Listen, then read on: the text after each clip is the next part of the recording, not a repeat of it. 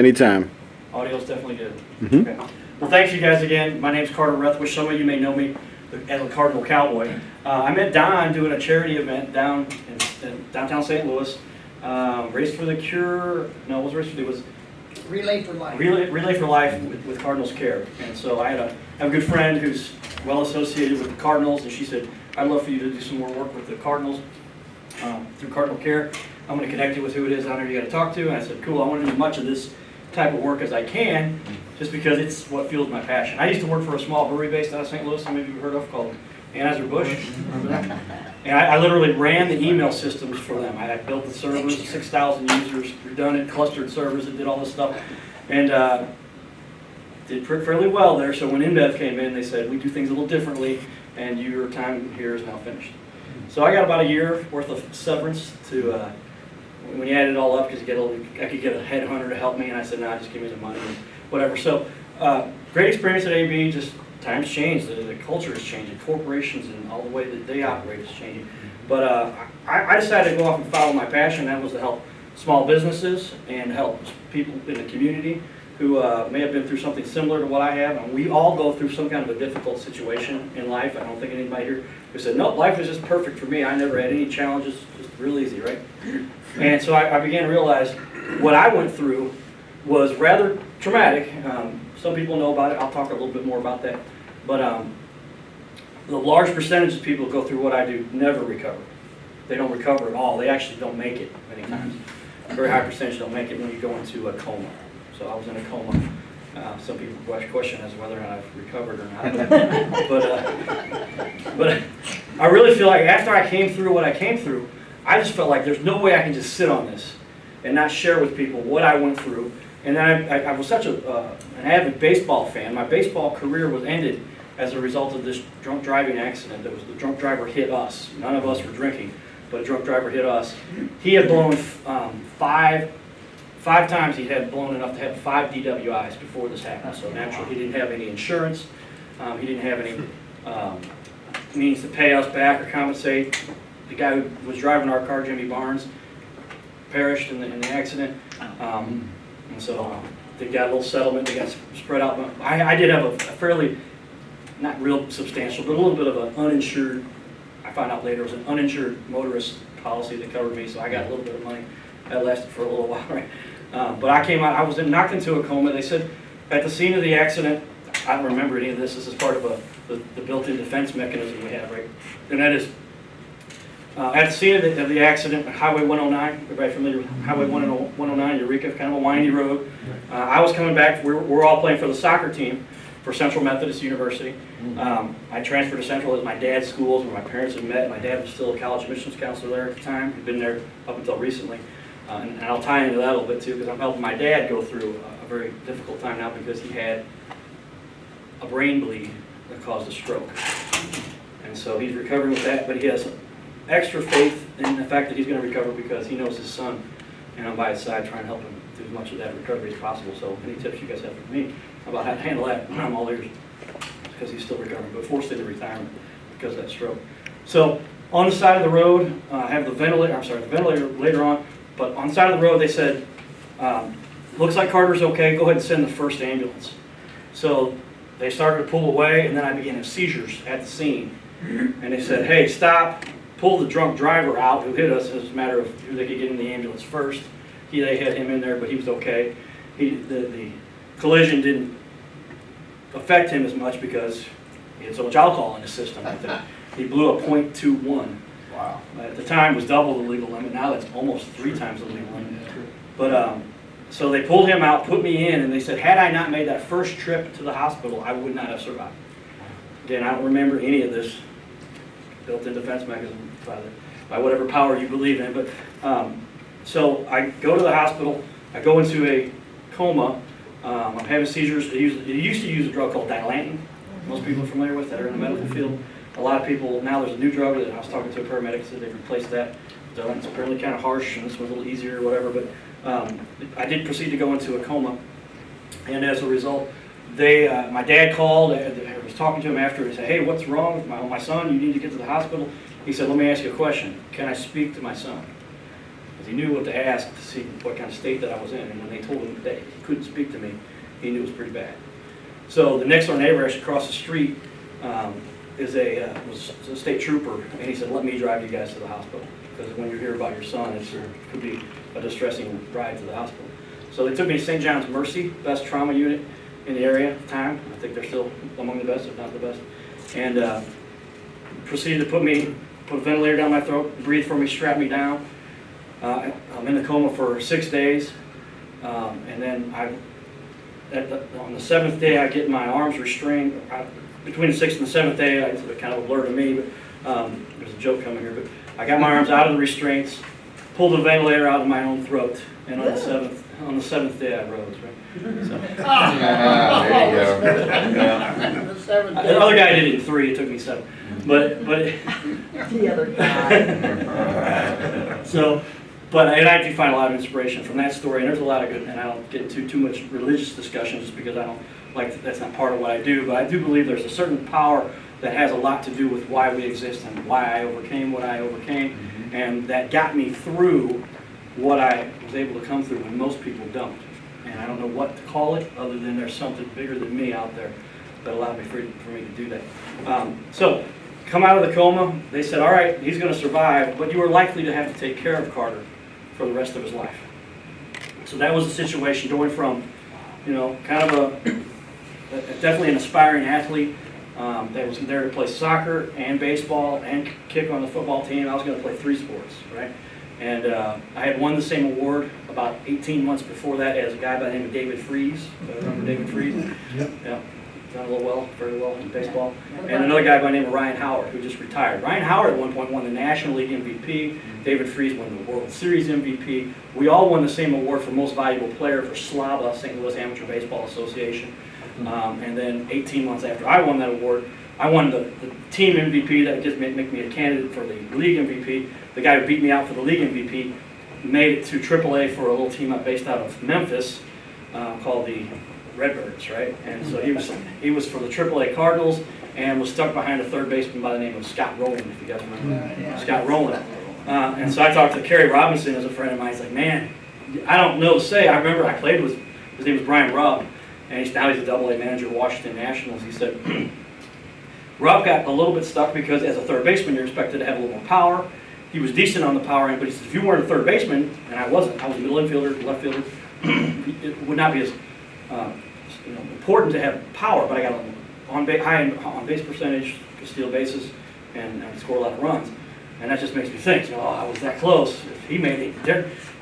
Brian Rupp out-hit a guy by the name of Derek Jeter. If you guys remember him. In Class A ball when he first came up. So we're all very good baseball players, but my path was set to be something else I believe is more powerful, more important at this point.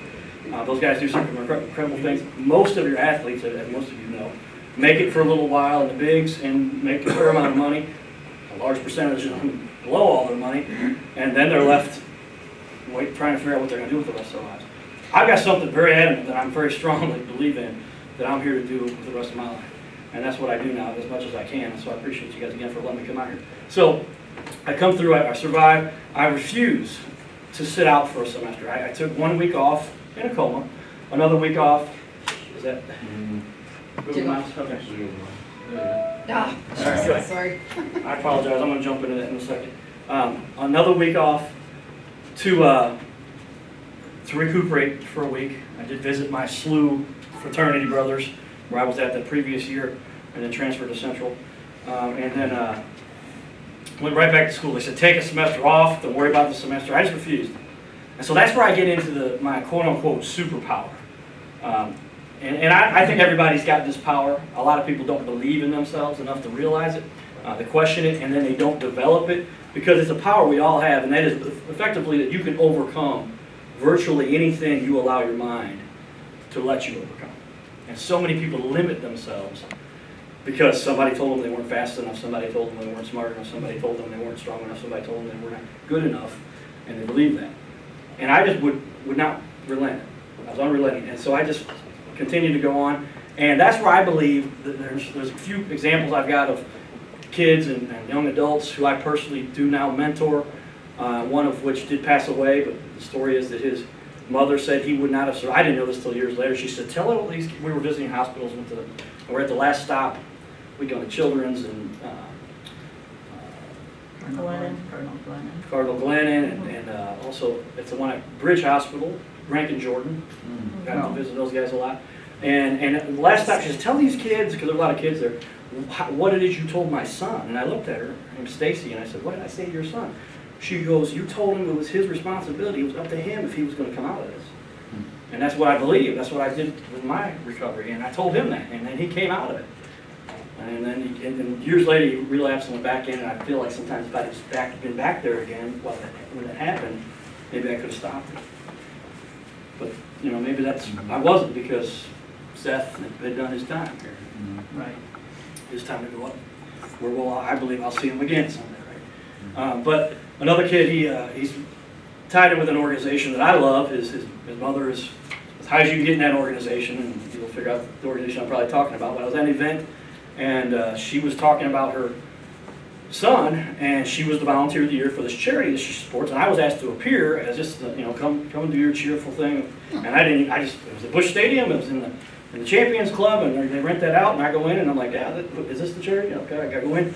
And she starts talking about how her son had been hit by a semi when he was on a skateboard. And I said, I don't know who the lady is that was talking, but I'd love to talk to her about how I feel I could help her son. Fast forward a year later, her father, who is one of the guys who helped keep that organization in St. Louis when a large brewing company was selling them, said, hey, you're the only person that has been able to get through to my grandson.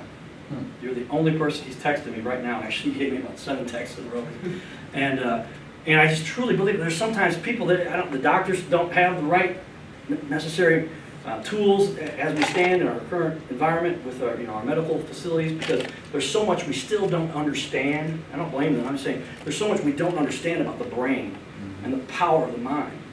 And it's hard to get into. They got to be careful about what they say to kids a lot of times, right? Because the doctor told me I was going to make it. Oh, lawsuit, you know. So they've got to be very hesitant with what they do and do not say to some kids, because they can stir up a lot of issues that would cause a lot of hospitals. And there's all kinds of. Everybody's just looking for somebody to sue these days, right? But I believe there's a lot more there that we're going to discover. I mean, one of the analogies I use is, don't you believe that like 150 years ago, I started looking this up, Tesla. And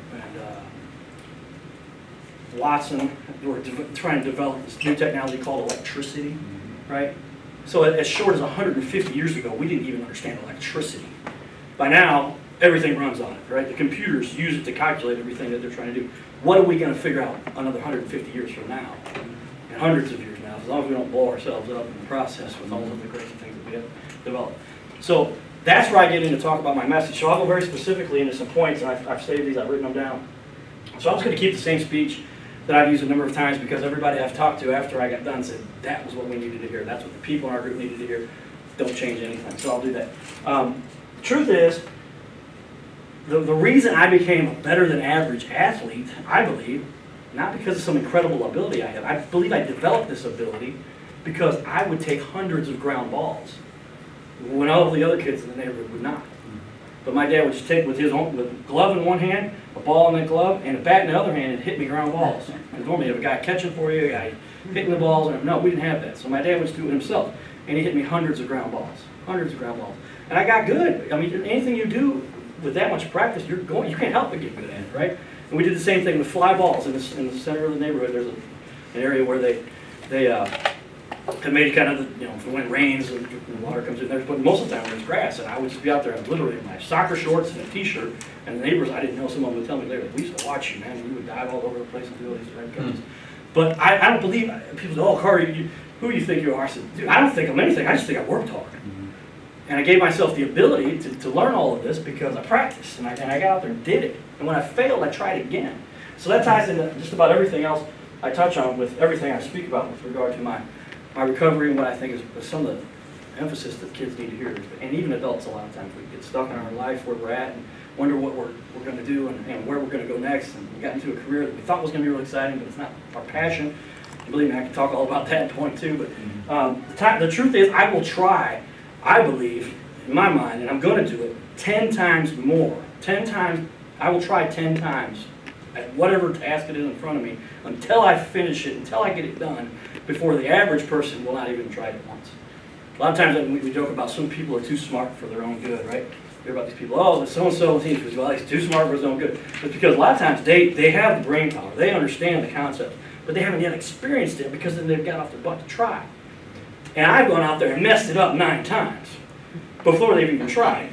But the 10th time I got it right. And so not only do I know how to get it done, but I know the 9 things that make it fail. And that's before they've ever actually even done it or tried.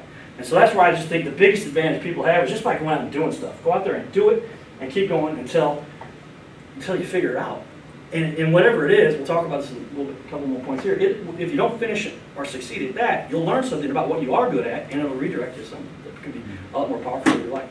I was never the biggest, never the tallest, but I just worked harder and went after it and never quit. Another thing that I realized that most all of what I wanted to accomplish was really up to me. So was I willing to put the time in? Was I willing to go for it? And so with that, I'm going to jump over to the slides on this a little bit, and we'll just click through a couple of these. This clicker will do it. But I'll go ahead and just use the mouse. There we go. So there's my logo, and that's a good representation, I like to believe, right, of strength. Not necessarily my strength, but what I profess in the strength. But there's my parents, and my dad now is 74, going to be 75, and we're helping him to recover. As a kid, I did play the piano, believe it or not, until my mom finally said, "You're going to take piano lessons until," because there's something, I didn't enjoy it, but she said, "You need something that's just not so easy. You need something that rubs you the wrong way." And I politely said to her, "Mom, I don't need piano lessons for that. That's why I've got you." So my dad quotes that all the time. So my mom is a great inspiration. She taught John Goodman drama in high school. Wow. So there's some of that where I get that. But sports, baseball, football, baseball, soccer, there's the first time I was ever seen wearing the hat. Who was that girl that was playing? But that's my sister. Okay. That's my younger Oh, sister. that was a girlfriend. And she's a teacher. Yeah, she's a teacher in the St. Louis area and does a great job helping kids. But I have other times I was wearing the hat since we say 1982. There's the hat when I wore it 1989 for my prom picture. There's the award that I won for most valuable player. And you can see the guy on the far left. I think I've got my next slide. There it is. That's Brian Rupp.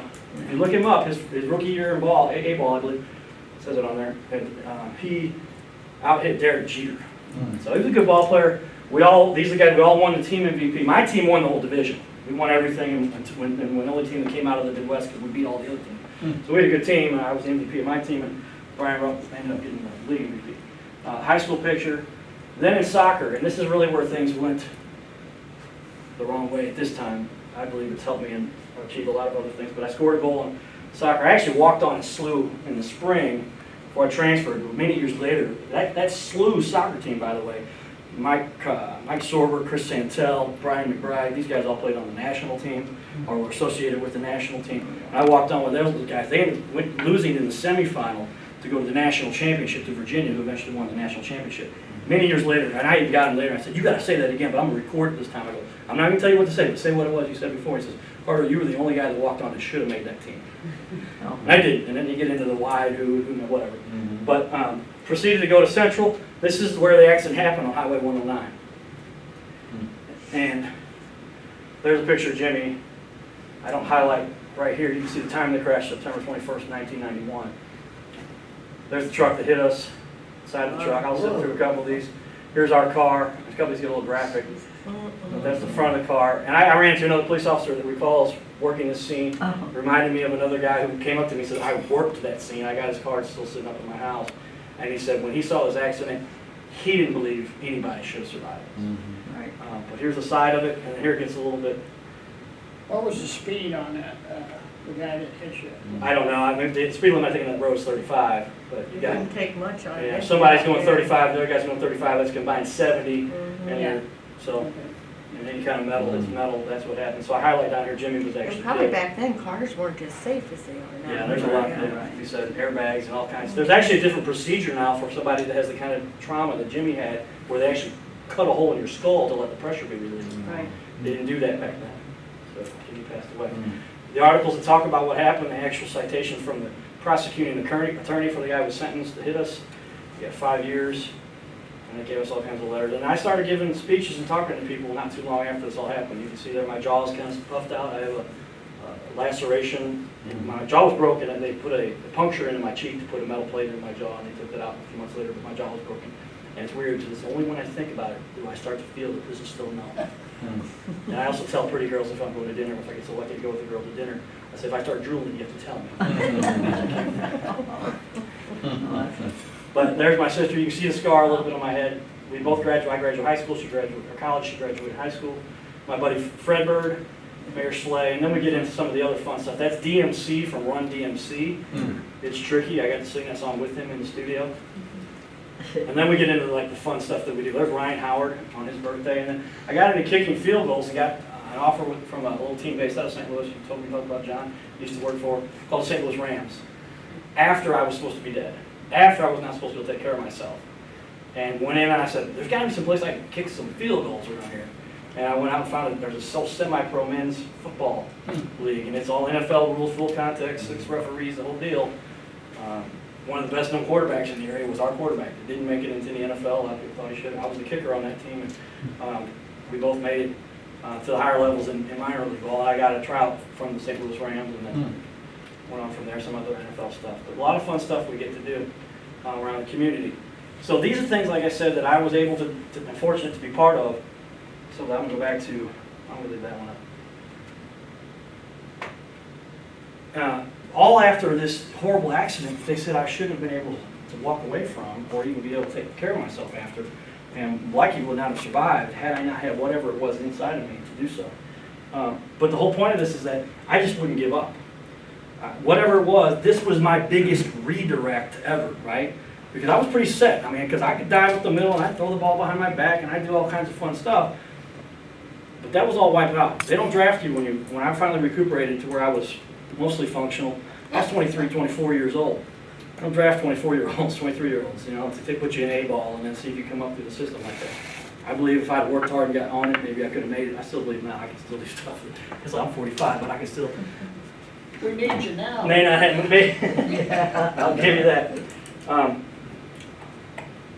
But the worst thing I find that people can do is to give up. I mean, what a lot of people don't realize is they are this close.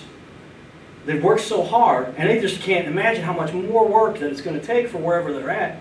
And this applies to people trying to recover from a stroke, or recover from a coma, or recover from their girlfriend breaking up with them, or recover from, you know, and they go, oh, my life is over, I can't believe it. And I say, go visit some kids at Rankin Jordan.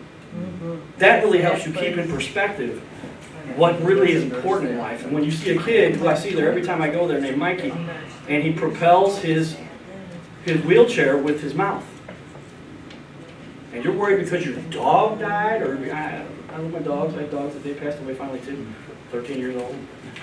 Couldn't put them down. But I mean, literally, I understand all that. But it's then what do you do after that hurdle? And it just made you a lot stronger if you'll overcome it. And a lot of people will not. They get so beat down by what it was, they give up on life and just settle for wherever they're at when they have so much more they could accomplish. And my friends would go along with this. They say, Carter, you really have no special abilities. But the one ability you do have that sets you apart is I just don't quit. I won't stop. People will tell me, forget it, this won't work. We're not going to work with you on that. That's not going to be the way this goes. And they've got their agenda and whatever they had figured out and the connection they already had. I'm going to find another way. If it can be done humanly, I will get it done. One way or the other. And especially if I can just have a little help from some of those that believe in what I believe in. The key to, I believe, to being happy in life, the only way I found it to get to my mom's even talked to me the other night, last night, and about, she was worried about me because I was so driven and I wanted to make so much money because I'd been brought up in a family that didn't have a whole lot of money. So that was something I just was not going to be for my family, my kids. And then she said, I didn't think you got it until kind of my flow and evolution through. I made a lot of money when I used to run the email systems for the largest brewing company in the world, right? But that didn't fulfill me. I didn't feel happy about what I was doing. But I feel now more happiness than I've ever felt. I've never made less money as a professional, and I think that's going to change. I'm working on some really big things, and I've got a lot of cool things I've been connected to that I would not have been connected to, except for what I'm working on and how the connections I make. But I feel like I really feel fulfilled about what I get to do to help people now. And I would imagine everybody in this room probably appreciates that. And if it weren't for that, that's the key to life, I think. And if you're not willing to go help somebody, you are totally missing out on the thing that will bring you happiness versus all the money in the world, which doesn't make a lot. I look at the suicide rate among the rich is actually about double that of the average person, average income. I had to look this one up on. But more rich people kill themselves with their millions because why? Because they're not really happy, right? So the last thing I usually emphasize is you've got to follow your passion. Whatever that passion is, go after it relentlessly. Whether that's to be a movie star, somebody that just changes the lives of a lot of people, or something that just makes an impact on this planet. Because you never know how long you're going to be here. You never know how long it is going to be before your time your opportunity is over. But go after it relentlessly until you get there. And anybody can do that at any age. The technology is getting better and better. And the truth is, as a technology nerd, I started studying 10 years ago, 15 years ago. Sometimes there was a little extra time when I would just find myself doing research. How many people in this room know what telomeres are, right? Telomeres. I never had anybody speak that word to me, but I found it. And I mean, by now, the companies 15 years later, after I started researching this, are coming out with the fact that they can figure out how long your telomeres are, which are on the end of your chromosomes, to determine the life of that chromosome. Well, when chromosomes start dying, things start to fail, right? And sure as heck, here we are 15 years later, and it's going to be another 15 or so, and literally they'll be able to stop the aging process. A lot of people believe. So if you're 60 right now, all you got to do is make it to your average life expectancy of 70, and then they will be able to begin to implement this stuff. So go for it. Whatever it is that you have in your life, do everything you can to make it to that time. And imagine what kind of life you'll be able to have. And so many people give up, and they don't understand that. They don't know that is, I believe, is coming. And God, or whatever power you believe in, I don't believe humans do much on their own. I believe there's a lot that comes from a higher power that wants us to do these things. But it's been allowed for us to figure this out at this point, on this little planet, in this part of the universe. And so now, what are we going to do with that? And how many lives? So think about that. And the people you know that are struggling, that want to give up on life, you feel, here's an opportunity. Stay with this. If you just stick with it, stick around for another 5, 10, 15 years. 5 years from now, they'll be able to fix the problem you have that they can't fix right now. When they fix that problem, now you're going to live long enough to where you've got 10 years where they can fix about anything and make you rejuvenated. And this process is called a rejuvenation process. And in 15 years, it'll be pretty common. And we'll all be on. My mom's like, I don't know if I want to live forever. But I think our planet, we're beginning to understand and realize the things we can do. The things we can do on this planet. Because I really believe good beats evil. And it sounds like a weird conversation to have with any group of adults, right? These are all good people. Well, I would say so. I mean, I have some idea of what you guys do. And I mean, I think now we just need to, I feel we need to take that message out and push it. You know, and just take a few minutes of your day at any time. And hopefully I've shared a little bit of my insight. And I've learned a lot from people in the industry, and I would love to learn more from you guys. So that's the essence of what I talk about.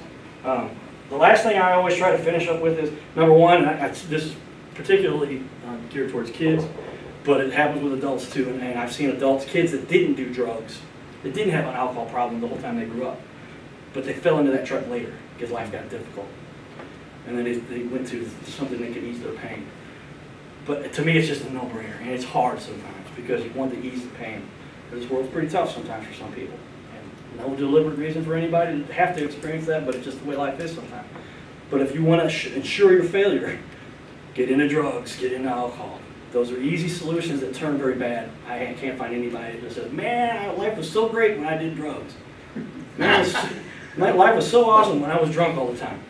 You know, and they just need to hear that kind of sometimes to say, you're right, man. What am I thinking about just doing this every night?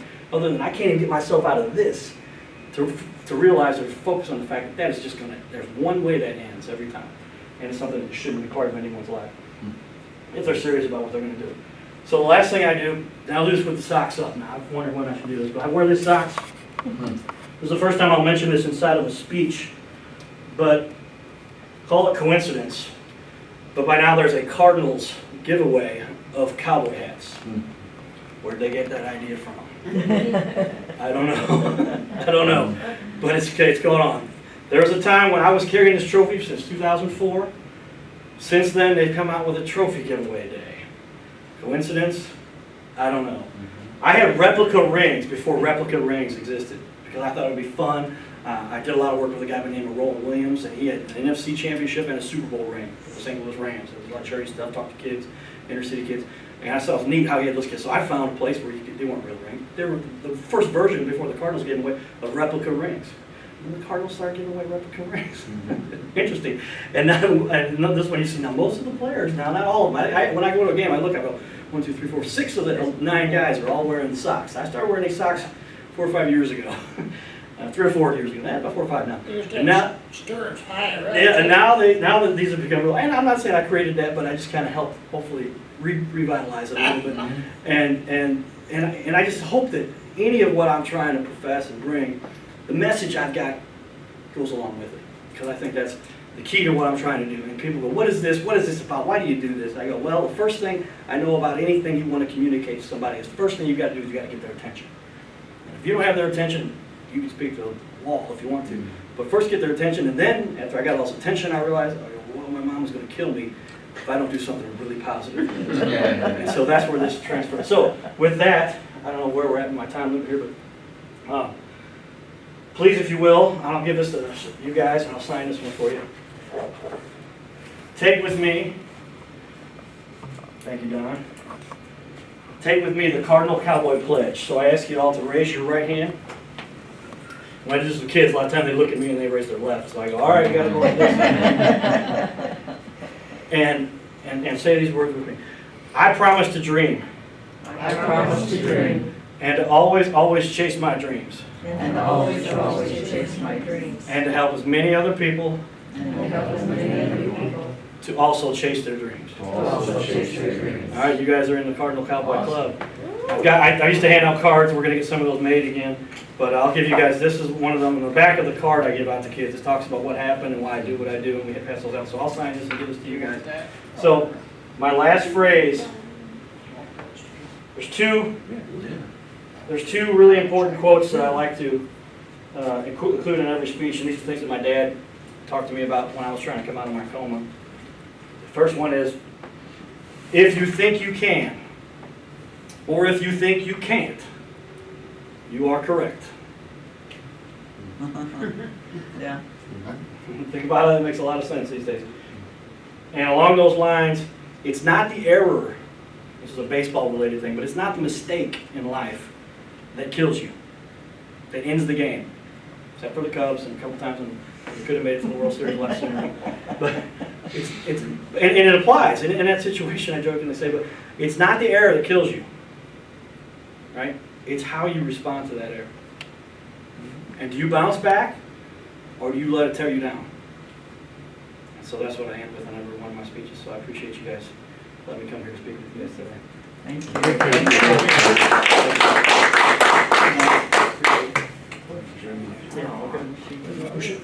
Who should I make this out to? Siteman? Oh. Or